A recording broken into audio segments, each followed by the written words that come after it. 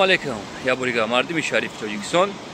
Сар ба гуфтаи группа бисёр экстремисто Муҳаммад Иқболи Чумо як видеообращение мекард ки 7,500 евро ай балниса қарз дорад.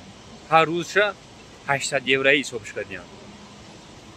Чанд видео ки ман карда будам пешаки именно барои оператсияш, именно барои налогаш, дидем ки фарзанди рангхилшия Чумои дига накард.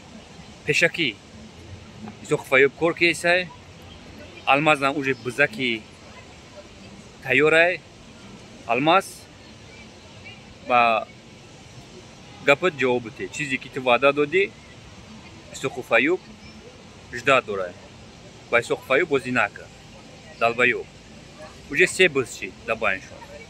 Я бизи асосиша намегум тон. Пешаки гап занем ки шакал изо бикаша. Зинда бошен. Мардими Шариф Тоҷикистон, агар саҳар усвет кунам, шӯри гуфтаги ма пешниҳод кунам, баҷома бирам бирастам, эфирмона давом медиҳем. Ва фикр кунам пага эфир аст.